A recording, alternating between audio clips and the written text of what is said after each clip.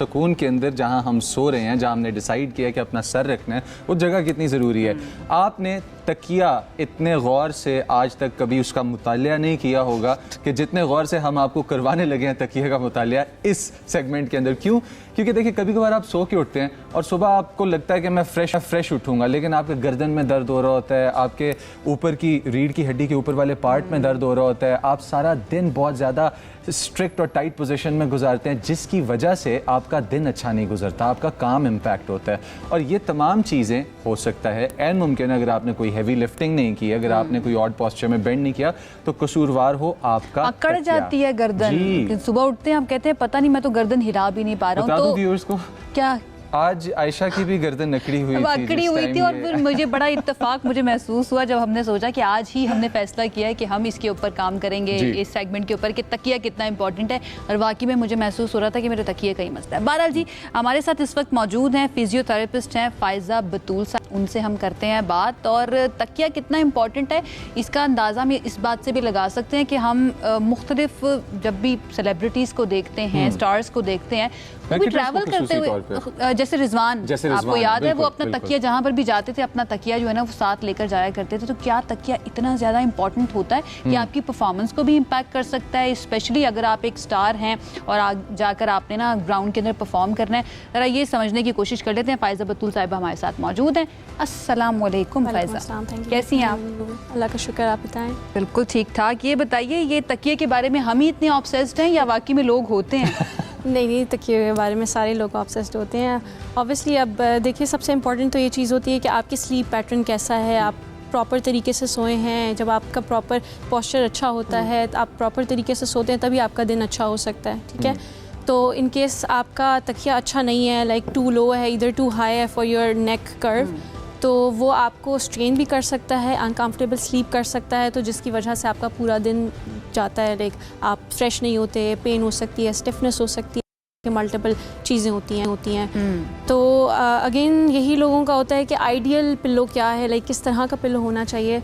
तो उसके लिए हम फिजियोथेरेपिस्ट जितने भी हैं उन सब का यही है, लाइक रिसर्च प्रूवन भी चीज़ है कि there is no such ideal pillow कि मैं आपको कहूँ कि मेमोरी फॉर्म पिल्लो मिलता है, स्प्रिंग पिल्लोज़ मिलते हैं, इस तरह का कोई आप यूज़ करें तो वो हर बंदे के लिए लाइक इक्वली सूटेबल हो। हर बंदे का अपना स्पाइन का कर्व होता है। बेसिकली जो नेक की अलाइनमेंट है along with your upper back shoulder, तो उसके कर्व के मुताबिक जो पिल्लो सूटेबल होता है वो चीज़ आपको सूट करती है। इम्पोर्टेंट क्वेश्चन मैं आपको, हमारे यहाँ जब बच्चे पैदा होते हैं मुझे पता था ये सवाल है, तो उनकी गर्दन के नीचे कुछ है, पंजाब के कुछ कल्चर्स में है कि गर्दन के नीचे वो रोल करके रख लेते हैं कि गर्दन इससे हम उसको बेहतर बनाएंगे, सर बनाएंगे। फिर सर बनाने की अलग साइंस है, गर्दन की अलग साइंस है, गर्दन लंबी और खूबसूरत होनी चाहिए। सर के नीचे कुछ लोगों को मैंने देखा ईंट रखते हुए, कोई प्लेट रखते हुए, माथे के ऊपर भारी चीजें रख देते हैं। अच्छा, अब इसका एक अडल्ट की स्पाइन पे और उसके एंगल पे कितना असर पड़ता है, और क्या बच्चों की स्पाइन के साथ इस तरह छेड़ाछाड़ी करना सेफ है?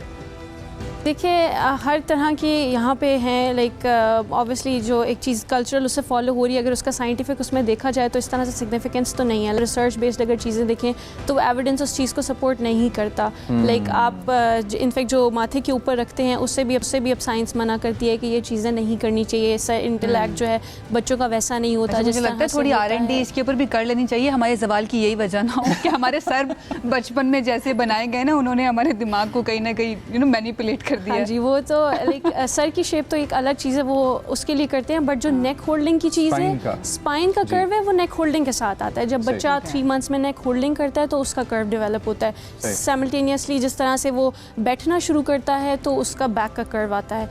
तो ये इस तरह की चीज़ें जो नेचर ने रखी हुई हैं कि जैसा बच्चा नेक होल्डिंग करेगा उसमें। जो साइज़ है पिलोज का हम अडल्ट्स के लिए, अब बड़ा पिलो ख़राब है या छोटा पिलो ठीक है, किस तरह का पिलो है कि जो हम लोग अपनी स्पाइन के लिहाज से करें तो हमें बेहतर जनरली जो ज़्यादा अच्छा होता है? आपने कहा सबके लिए कस्टमाइज्ड ही होने चाहिए, सबका डिफरेंट होता है, बट जनरली ज़्यादा लोगों के लिए बेहतर कौन सा होता है? बेसिकली आप देखें सोने के लिए ये इम्पॉर्टेंट, लाइक आपको कंसिडर करना चाहिए कि आप सोते किस पोस्चर में हैं। अगर मैं सीधा सोती हूँ तो मैं ऑब्वियसली स्पाइन थोड़ी सी कर्व होती है, तो मुझे थोड़ा उसके लिए मिड लेवल पिलो चाहिए होगा। ठीक है, अगर कोई उल्टा सोता है तो उसको थिन पिलो चाहिए होगा, क्योंकि स्पाइन की कर्व जो है वो दूसरी तरह से है ना, तो उसका थिन पिलो होगा तो उसका नेक पूरा ऊपर की तरफ नहीं उठा होगा। ठीक है, तो जो साइड लाइन वाले होते हैं उनको कर्व्ड नेक की कंटोर वाला पिलो चाहिए होता है जो जिसमें बनी होती है कि ये नेक की कंटोर आगे सारे पिक्चर्स हम चला भी रहे हैं, ठीक है, तो वो इस तरह से करके जो है वो हर एक इंसान की अलग होती है। मैंने ये भी सुना है जैसे अपनी अम्मी से या जो खालाएं वगैरह है कि तकिए के बगैर भी सोना चाहिए। तकिए के बगैर सोने से तकिए के साथ सोने से कोई फ़र्क पड़ता है? नहीं, इस तरह की ये सारी मिसकंसेप्शंस हैं, लाइक हमारे उसमें तो बिल्कुल भी नहीं इस तरह से वो करते हैं। मैं इस चीज़ को प्रमोट नहीं करूँगी तकिए के बगैर सोना। हाँ, अगर आपका कर्व कम है, आप उसमें कंफर्टेबल हैं तो you can use that. What is the ideal state? किस स्टेट के अंदर हमें लगे कि हाँ ये तकिया मेरे मुताबिक बिल्कुल ठीक है? अच्छा, अगर आप साइड लाइन में सो रहे हैं तो हमारा ये होता है कि जो नोज़ का रेफरेंस होता है it comes exactly in the centre of your chest. मतलब आपका सर इतना उठा भी ना हो कि आपकी नोज़ जो है वो बेड पे पॉइंट करी हो मैट्रेस की तरफ, और इतना ज़्यादा भी ना हो कि नोज़ जो है वो ऊपर छत की तरफ पॉइंट करी हो। तो एग्जैक्टली आपका कर्व पिलो इतना होना चाहिए कि आपका जो नेक का वो है ना along with your shoulder and upper back, तो वो एग्जैक्टली मैट्रिक्स पोजीशन मेंटेन। अच्छा, अब हम लोग अगर अपनी स्पाइन के साइड मसल्स को देखते हैं जो साइड के होते हैं, मुझे उनका साइंटिफिक नाम नहीं पता, लेकिन अक्सर हमें यहाँ पे बहुत ज़्यादा स्ट्रेन महसूस होता है और ऑफिस में काम करने वाले लोगों को खुसूसी तौर पे अपर बैक की तरफ उन मसल्स में ज़्यादा पेन महसूस होता है। क्या ये ज़्यादा पार्ट हमारे स्ट्रिक्ट पोजीशन की वजह से जिसमें हमने वक्त गुजारना है या हमारे बुरे तकिए की वजह से? नहीं, बिल्कुल दोनों चीज़ें मैटर या किसी और की वजह से जिसने आपको इतना तंग किया हुआ है। ये भी हो सकता है। Stress can also be a factor. Stress भी एक फैक्टर है। Long posture, long sitting, prolong, like आप बैठे हैं और आप फॉर आवर्स आप डेस्क जॉब्स कर रहे हैं तो उसमें भी ऑब्वियसली फ़र्क पड़ता है।